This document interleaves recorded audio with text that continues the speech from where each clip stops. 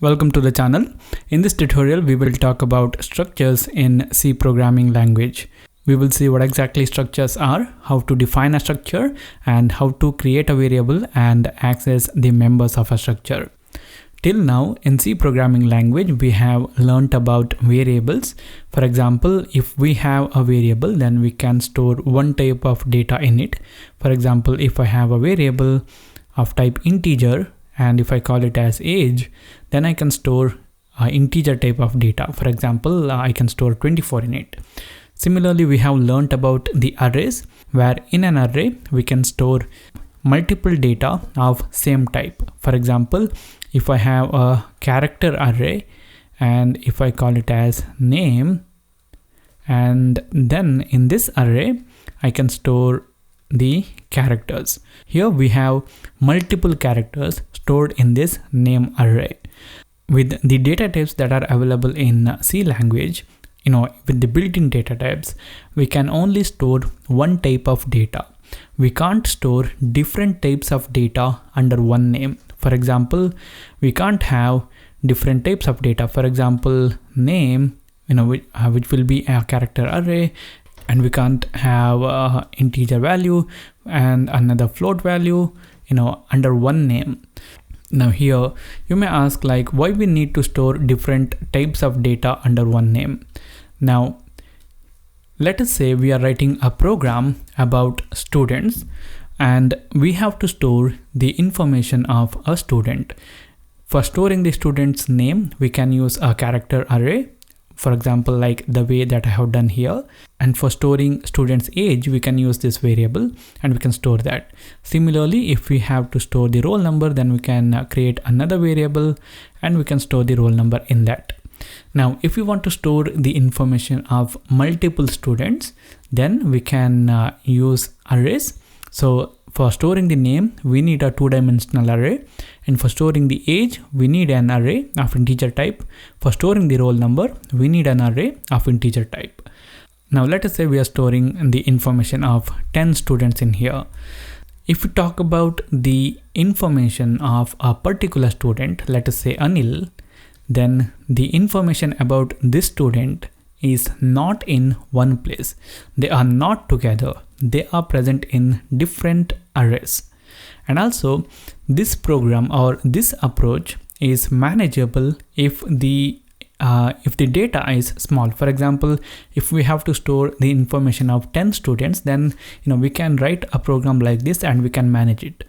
But if you have to work with the information of, let us say, 10,000 students, then if we use this approach, then it will not be easy for us to implement the program and also manage it. So in that case, if we can have a type where we can have the data which are related to each other under one name, then it will be very easy for us to manage the code and implement the program logic. For example, if we can have a data type where we can store the name of a student, and then we can store the age of a student, then the roll number of a student, then maybe some other information of a student under one name. If it is accessible under one name, then it will be easy for us to write the program. And if we can put the information which are related to each other with a single name, then it will provide a lot of benefits. In C, by using a structure, we can have related types of data under one name. A structure is a collection of related type of information or data under one name. For example, I was talking about the students example. So what we can do is we can have a name, and under this we can have all the properties or all the information of this student. For example, we can have the name, then we can have the age, then we can have the roll number, and then we can have some other information. Now, if we look at this, then all these information are of different types. So name can be a character array, age can be an integer type of variable, roll number can be an integer type of variable, and the other information can be of different type. So by using a structure, we can have the related data under one name. And these are different from arrays because in an array we can only store the information of same type. For example, if I have an integer array, let us say marks, then I can only store integer type of data in this. So 1, 2, 3 and 4 and like that. So I can't have an integer value, then a string value, or character array, then I can't have a floating point value. So with a structure, we can have different types of data under one name. Now in C programming language, a structure allows us to create a data type in our program according to our needs. For example, I can use this structure to create a new data type in my program according to my need. I can use this structure to create a student type. For example, let us say student, and inside this I can have all those properties of or I can have all the information related to student under this student name. So I can have the name, I can have the age, and I can have the roll number and like that. Now the structures allow us to create a new data type in our program, and these structures are called as derived data type because they are created by using the existing data types in the language. So here the name will be of character array, age will be of integer, roll number will be of integer. So it is created by using the existing data types. So it is a derived data type. And we can define a structure according to our needs.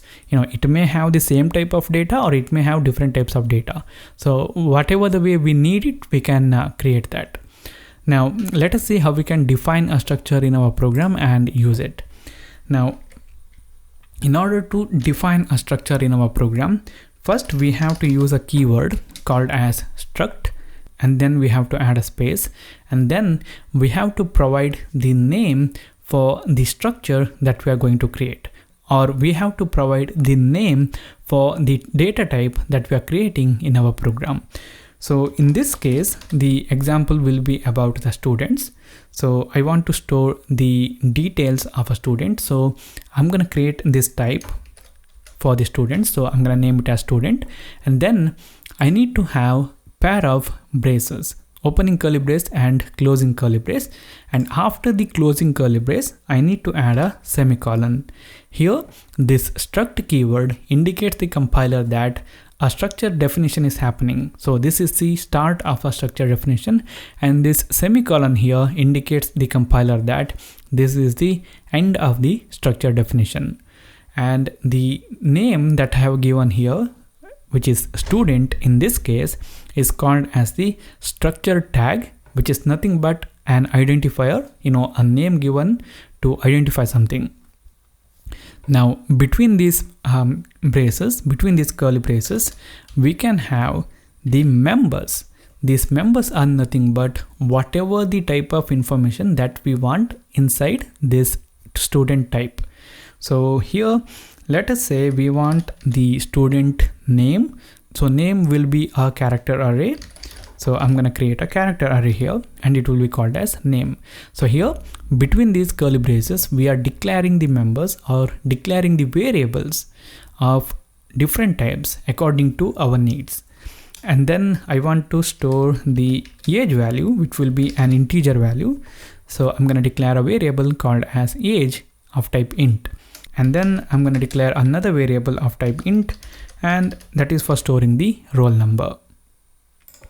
And here I'm going to specify the size for this name array as 25.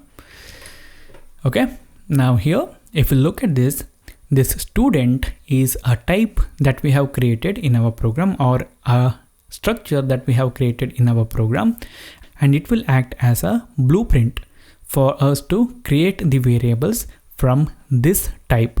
For example, in our program, if we want an integer type of data, we use the keyword int and we create the variable. For example, let's say x. So here this int is a data type which is provided by the language. Now in this structure, we can have different members according to our needs, and also they can be of the same type, these members, or they can be of different types. And we will learn more about that in the upcoming tutorials. And whatever we type between the opening curly brace and closing curly brace are called as the members of this structure. Now we have this blueprint from which we have to create some variables to store the information. So here, when we define this structure like the way that I have done here, it will not reserve any memory. So in order to reserve the memory and to store the information, we need to create the variables from this type. So just like the way we create this integer variable by using the data type int, in order to create a variable by using a structure, first we need to write in the type. So the type is a structure and its name or the identifier is student. And then we need to provide the name for the variable. So let us say Anil. Okay, just like the way we have written int here, the struct student is the type that we have created in our program. And then this Anil is the variable name.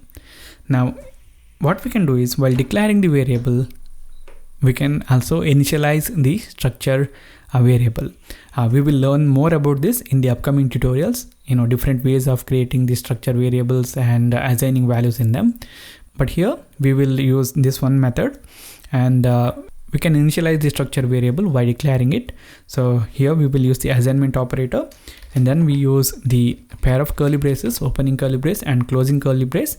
And between this curly brace, we need to provide the values for each members of this type struct student. So the first member is name, which is a character array. So I need to provide a string value here. I'm gonna say Anil Shetty, and make sure that when you provide the name here, your name should not exceed the length that we have specified. And after that, the next member is age. So we use the comma to separate the members, and we provide the value for the next member, age, let us say 24. And after that, we use the comma to separate it from the next member, and the next member is roll number. So we will say 1, 2, 3, 4. Now here we have defined a variable by using this structure student, and we have stored information in the each members of this variable. Now, how we can access the values which are present in this variable? So we will use a printf statement, and let us say now I want to print the name of this student Anil. So to do that, name is a string value, so I'm going to use the format specifier as %s. Now I need to access name member by using the Anil variable. So I'm going to type in Anil, and then to access the members of a structure by using a structure variable, we need to use the dot operator, and I can specify the member, for example name. Now if I save this program and run this code, then you guys can see we get Anil Shetty here. Now I'm going to close it. Now what if I want to access the age and roll number also? So age is of type integer, so format specifier is %d. Roll number is also of type integer, so format specifier is %t. Now here we will write the variable name, which is Anil, and then we use the dot operator, and then we specify the member, which member we want, age. After that, we will write the variable name, and we specify the member name, which is roll number. Now if I save this program and run this code, Anil Shetty 24 and 1, 2, 3, 4. Now if you look at this student Anil, then the information of this student Anil is in one place. It is not stored in different variables. It is available under one name. So this is how we can define a structure in C language. This is how we can declare a variable from it and access its members. In the next tutorial, we will learn more about the structures, different ways of creating the structure variables and different ways of assigning values to the structure variables. So this is it, guys. Thank you for watching. If you like it, hit the like button. If you don't like it, hit the dislike button. If you want to say something, then write that in the comment box. For more tutorials like this, do subscribe to the channel. Thank you for watching. I'll see you later in the next video.